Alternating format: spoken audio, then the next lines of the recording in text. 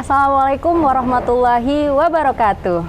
Waalaikumsalam warahmatullahi wabarakatuh. Salam sejahtera semuanya. Sobat Taklim, berjumpa lagi dengan saya Ulfa Nur Aziza di podcast Taklim. Alhamdulillah di siang ini saya bersama dengan Ibu Syamsiah SAG MSI. Beliau selaku penyuluh dari Makassar, Ibu. Siap. Salam kenal. Salam kenal, Mbak. Ulfa. Bu Cia, Mbak, panggilannya. Panggilannya Bu Uci. Ucia. Ucia. Ucia, Oh, Bu ya. Ucia. Baik, Siap, agar Mbak, lebih siap. dekat ya, Iya, Ibu Mbak, ya. iya. Saya Ulfa, ya, Bu. Izin bertanya ya, Ibu. Ibu ini kan perjalanan dari Makassar ya, Ibu ya. Kira-kira itu perjalanan itu sampai berapa hari, Bu, untuk sampai ke Ciawi ini, ke Siap. perkemahan ini? Ya, makasih. Jadi perjalanan saya dari Sulawesi Selatan itu hari Jumat berangkat jam 7 malam sampai di Surabaya hari Ahad Iya. jam 6 subuh. Kemudian kita naik bus langsung ke Bogor, menempuh jam sekitar 13 jam lamanya. 13 jam. Iya, lamanya. yang penuh dengan liku-liku. Macet pasti ya, Mobil, Ibu ya. bukan macetnya, mobil 2 kali meletus ban mobilnya. Oh. Itu satu perjalanan yang sangat berkesan bagi kami. Peserta dari Sulawesi Selatan yang berjumlah 56 orang.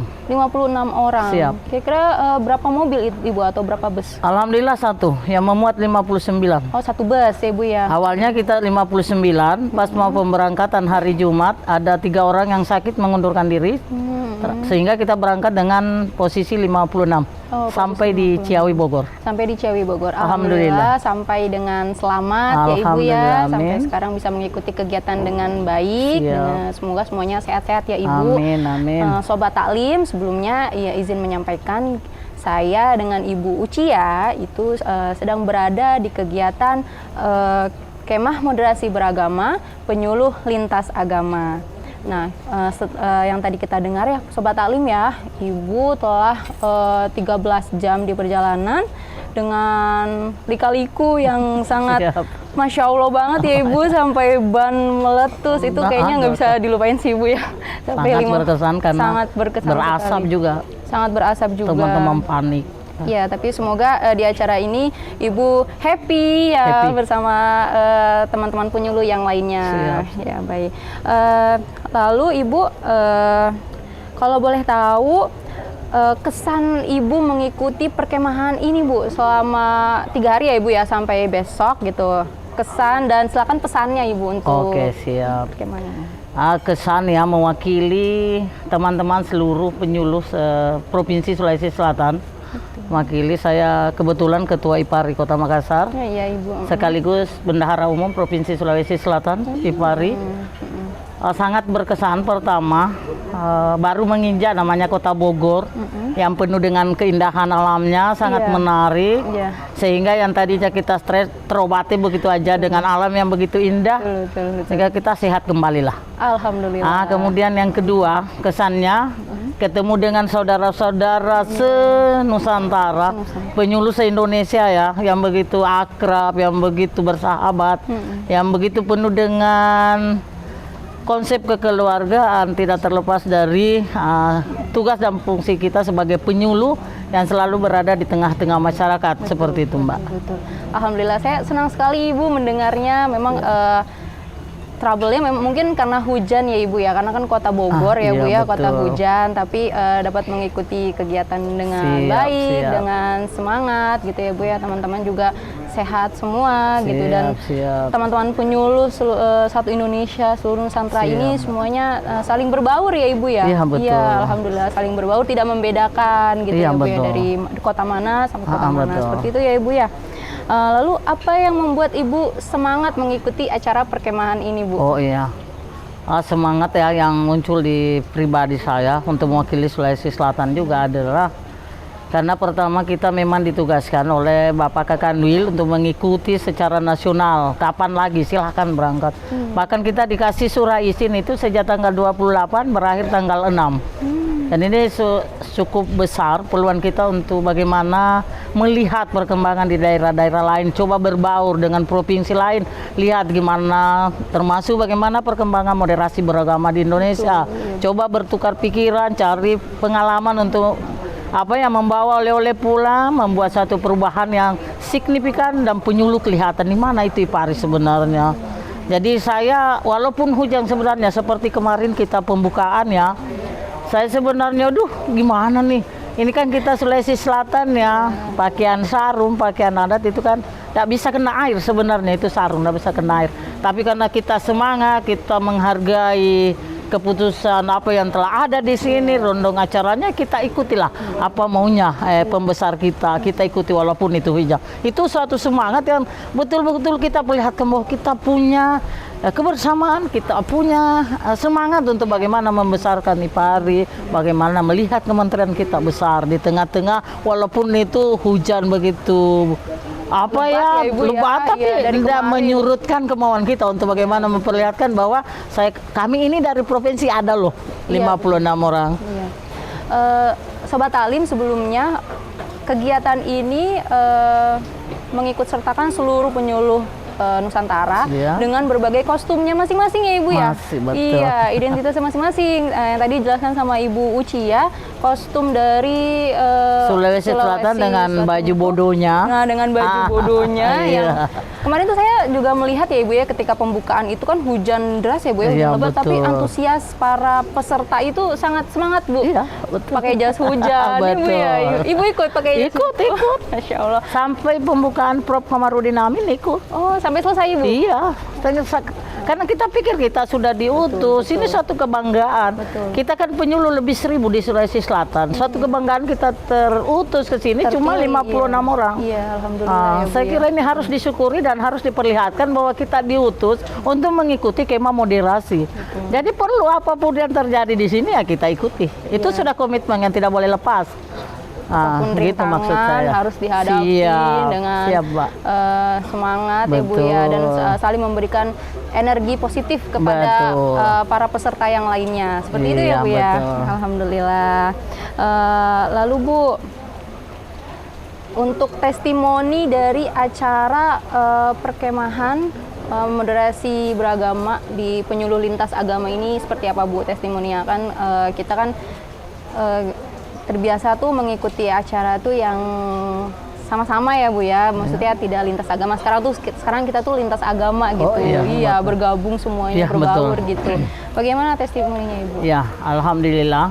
Kebetulan saya bendahara umum di Pogjalu Lintas Agama Provinsi Sulawesi Selatan, yang biasanya memang saya ketemu dengan penyuluh-penyuluh yang berbeda dengan kami.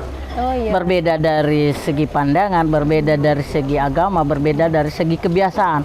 Tetapi karena kita punya landasan keilmuan bahwa moderasi agama itu tidak membedakan kita dari sisi itu, tetapi bagaimana berperilaku yang baik terhadap orang, bagaimana memberikan pendapat orang dengan kebebasan yang ada, tetapi justru dewasa dengan perbedaan-perbedaan yang ada di kalangan kita. Jadi saya sangat bangga sebenarnya karena dipertemukan dengan acara moderasi beragama lintas agama.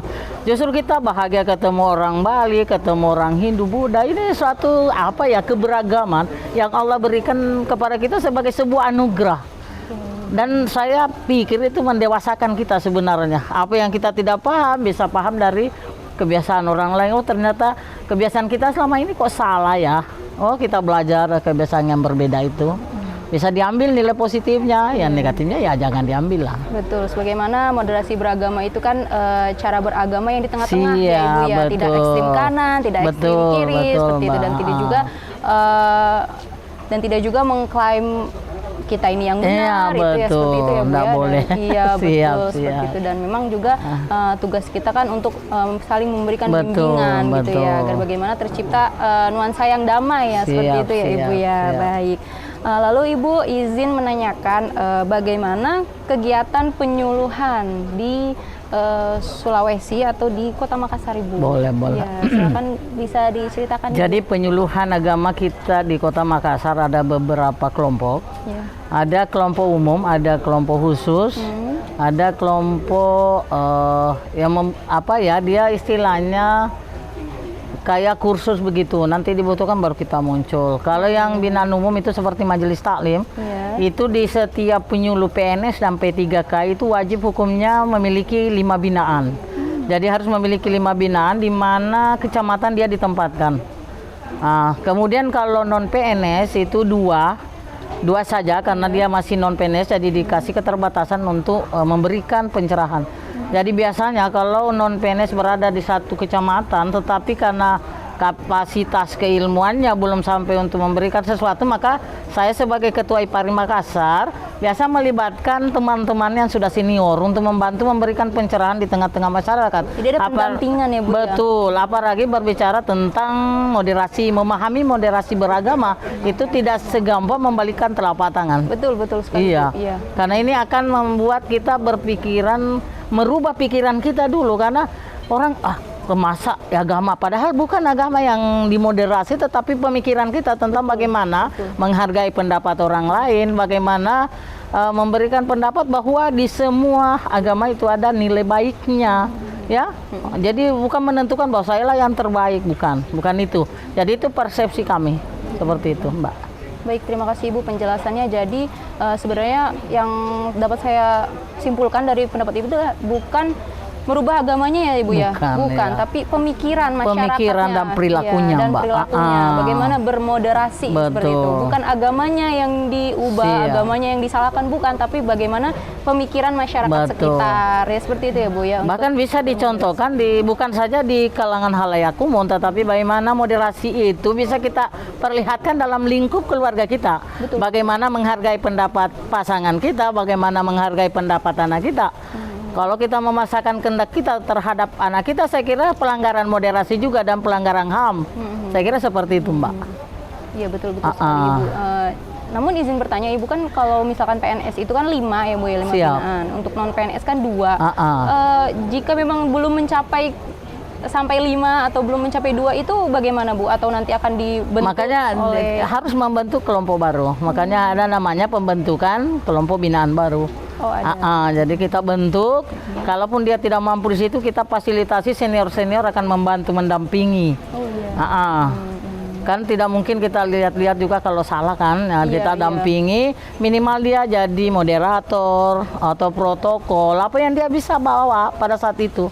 Yang jelas kita kelihatan bahwa penyuluh itu ada, IPARI itu ada, gitu sebenarnya.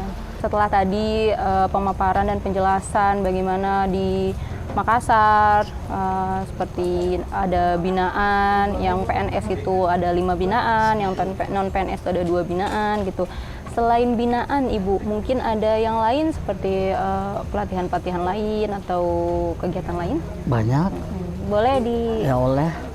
Jadi selain pembinaan majelis taklim, kita punya namanya binaan khusus, ada Lapas kelas 1 Makassar, ada Rutan kelas 1 Makassar, ada Bapas. Bapas itu tempatnya orang-orang yang sudah lepas dari lapas kelas 1. Kita ada di situ, kemudian ada Lapas Tentara Angkatan Darat. Ada lapas dari kepolisian. Jadi ada beberapa binaan khusus yang kita terjunkan memang orang-orang yang ahli di bidangnya. Jadi tidak semua penyuluh. Kemudian kalau pelatihannya yang sering saya berlakukan dengan kebetulan ada humas saya jago di IT, Ibu Marlia namanya. Itu sering tiap 3 bulan kita turun per kecamatan. Di Makassar itu ada 15 kecamatan. Satu belum jalan KUA-nya karena dia berada di pulau namanya Sangkarang. Jadi 14 itu setiap 3 triwulan saya turun mendampingi teman-teman yang mau bikin buklet belum paham, yang mau slide seperti apa supaya cepat mendapatkan materi-materinya. Itu yang kita ajarkan sebagai Ketua IPARI. Supaya teman-teman ini tidak ketinggalan, karena sekarang kita semakin ke depan semakin banyak tantangan terutama di IT. Ya, saya kira seperti itu, Mbak. Berarti ada pendampingan di teknologi juga ya Bu? Siap. Bahkan ada pelatihan ya kinerja, karena memang kan di IPARI ada subbagian koordinatornya seperti itu. Makanya setiap ini kita pendampingan supaya tidak ada teman-teman yang ketinggalan. Baik. Berarti ada kerjasama juga Bu antara Angkatan Laut dan sebagainya gitu? Ada, siap. Masya Allah sekali ya Bu ya. Lalu apakah ada inisiatif dan harapan Ibu ke depannya untuk moderasi beragama dan teman-teman penyuluh, mungkin khususnya yang di Kota Makassar dulu deh, Bu? Oh, siap. Iya. Inisiatif saya ke depan, semoga para penyuluh ya, terkhusus yang ada di Sulawesi Selatan dan terkhusus lagi di Kota Makassar, betul-betul paham tentang bagaimana bermoderasi yang baik, bagaimana memberikan pola pikir, bagaimana bertindak dan tidak melanggar aturan-aturan yang ada. Itu harapan kami. Kemudian harapan saya terhadap penyuluh-penyuluh saya adalah bagaimana meningkatkan kompetensinya dengan mengadakan berbagai pelatihan. Karena tidak ada yang tidak mungkin kalau kita tetap mau belajar, dan belajar. Sebenarnya yang membuat orang tidak mau bekerja karena itu faktor kemalasan dan ketidakmauan. Ya, semua orang sebenarnya bisa, cuma faktor itu tadi, ketidakmauan untuk berbuat sesuatu, sehingga ya selalu mendapatkan kritikan negatif dari pemimpin, baik dari Kasih Mas, Kakang Kemenak atau Pak Ketua Tim. Ya seperti itu liku-liku yang saya hadapi di tengah-tengah teman. Apalagi Ibu selaku ketua ya Ibu ya, yang tadi betul. Ibu telah cerita tuh sampai 162 62 anggota ya Ibu ya. Siap. Untuk mengurusi 162 ini memang dibilang itu tidak mudah ya Bu ya, karena kan dengan berbagai karakter dan sifat orang yang masing-masing tuh berbeda-beda semua ya Bu ya. Namun bagaimana menjadi ketua yang selalu bisa membimbing anggotanya menjadi lebih terampil mungkin ya Bu ya dengan segala. Iya, itulah harapan kami sebagai ketua. Betul, seperti itu. Begitu ada lemparan dari pusat harus diselesaikan. Betul. Baik Ibu, mungkin terakhir closing statement silakan dari Ibu. Oh boleh. Ya. Mewakili Provinsi Sulawesi Selatan, terkhusus Kota Makassar, bahwa semoga seluruh kegiatan yang ada pada kegiatan moderasi beragama lintas agama di Bogor yang dimulai pada tanggal 2 sampai dengan 4, semoga apa yang kita inginkan bersama mendapatkan hasil yang memuaskan dan memberikan nilai-nilai plus di antara seluruh peserta kemah moderasi se-Indonesia.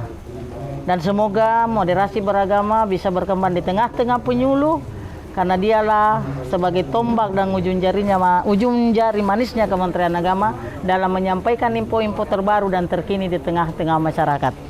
Masya Allah. Cukup barangkali sekian, Mbak. Baik, sungguh closing statement yang sangat bagus ya Bu ya. Penyuluh adalah tombak dari ujung jarinya Kementerian Agama. Semoga para penyuluh di Kementerian Agama ini semakin lebih baik lagi ke depannya, semakin lebih unggul lagi dan semakin memberikan banyak manfaat dan keberkahan khususnya untuk masyarakat luas ya Bu ya. Itu harapan Mbak. Baik, baik Sobat Taklim, mungkin cukup sekian bincang kita pada siang menjelang sore hari ini ya Bu di podcast Taklim.